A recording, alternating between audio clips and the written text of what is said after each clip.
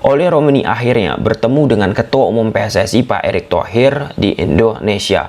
Setelah diinformasikan oleh Pak Erick Thohir adanya pertemuan dengan Oleh Romeni, tak sedikit Coach Sintayong yang malah kena sindir. Seperti apa? Simak sampai tuntas. Sebelum lebih jauh, aku gak pernah bosan-bosannya untuk ingatkan teman-teman, ketika teman-teman tonton video ini, jangan lupa tekan tombol like-nya.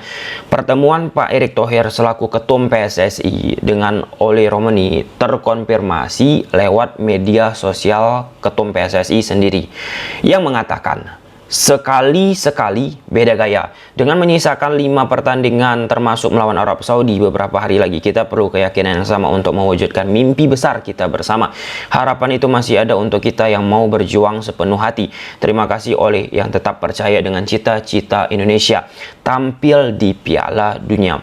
Ketika hal tersebut diposting oleh Pak ET di media sosial, ada satu pertanyaan yang banyak ditujukan kepada Pak ET. Kenapa tidak salaman? Salaman kan merupakan hal yang identik ini.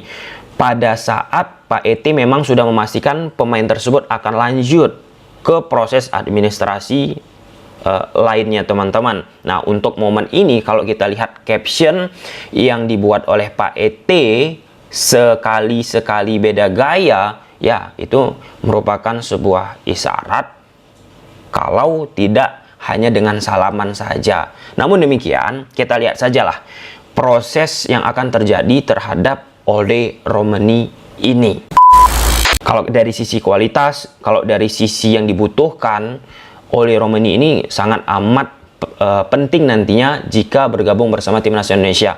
Kan sosok striker menjadi titik lemah lah sekarang ini bagi timnas Indonesia, teman-teman. Kemarin pada saat menghadapi Jepang, peluang dari Ragnar pun tidak bisa begitu mantap ya dimanfaatkan oleh Ragnar, dan akhirnya selesai pertandingan Coach Sintayong menganggap peluang yang dibuang oleh Ragnar itu ya membuat turbulensi dari permainan timnas Indonesia itu sendiri. Nah, dikala Pak ET membagi pertemuannya dengan Oleh Romeni, di kolom komentar tersebut banyak yang menyindir Coach Sintayong. Bukan satu komentar, bukan dua, bukan tiga. Aku baca apa komentar yang menyindir Coach Sintayong. Hati-hati Oleh, awas Oleh, nanti kamu jadi cadangan mati, kamu nanti jadi camat.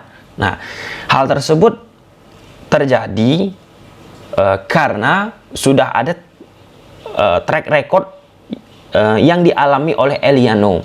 Eliano kan dianggap kurang baik, ada masalah taktikal sehingga Eliano tidak masuk ke dalam daftar susunan pemain yang dimiliki oleh Coach Sintayong. Jadi atas landasan tersebut ya kena lagi Coach Sintayong, disindir-sindir oleh sebagian orang, teman-teman ya. Ya, memang menarik juga melihat Oleh Romeni ini.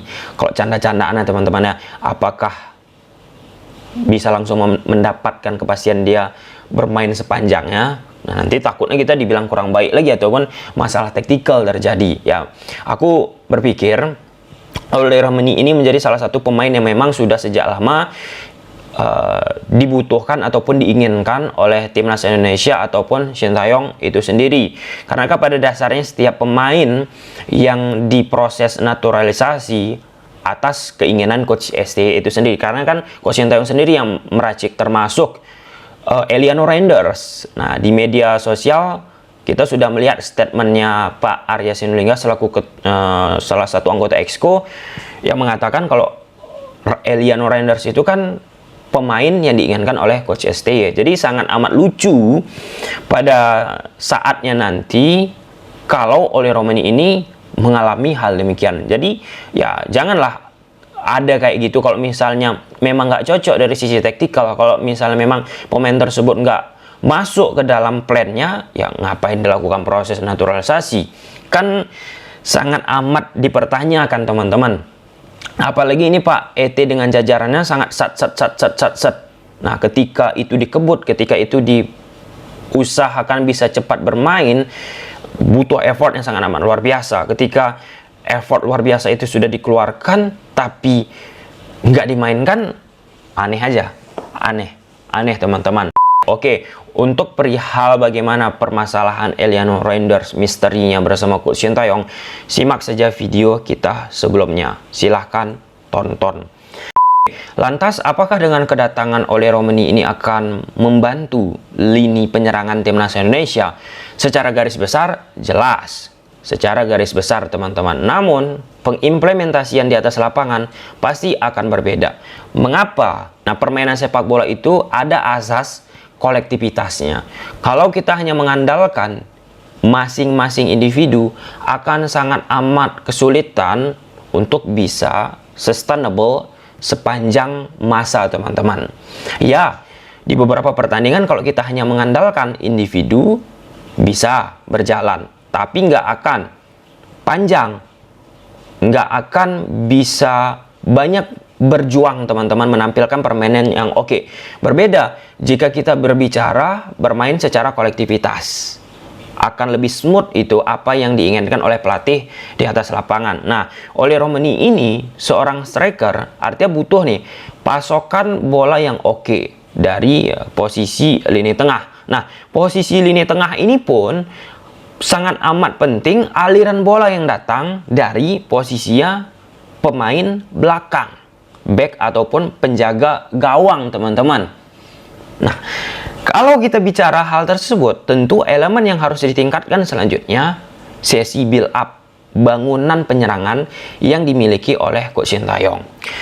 Saat kita melihat timnas Indonesia melawan Jepang, teman-teman, kita dilakukan pressing, itu memang sulit kita untuk berkembang. Meskipun ada beberapa pemain internasional, pemain yang merasakan atmosfer Eropa, nggak bisa kita sampingkan kualitas yang dimiliki oleh Jepang itu sendiri. Membuat Jay Edges ada 3-4 kali melakukan bypass ke sektor depan langsung, ke sektor penyerang langsung.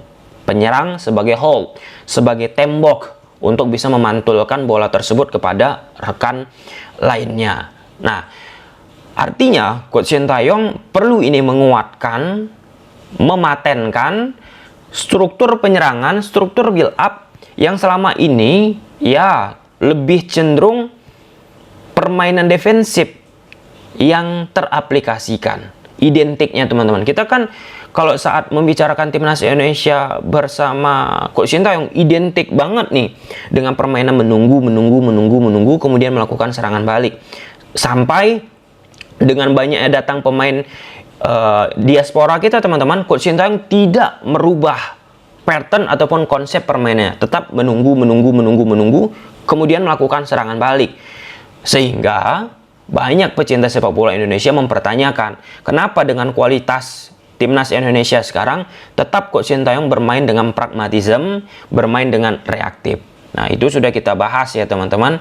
Itulah namanya filosofi, itulah yang namanya sebuah prinsip, teman-teman, bagi seorang pelatih. Pelatih kan punya namanya filosofi, prinsip. Jika kita bicara Mourinho, ia bermain parkir bus, bermain seperti yang biasa kita lihat, itu akan tetap dipertahankannya, mau orang apapun mengatakan.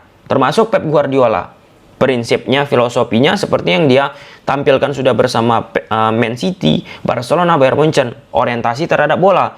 Mau orang minta ganti ke parkir bus, tidak akan mau dia. Nah, termasuk Coach Sintayong.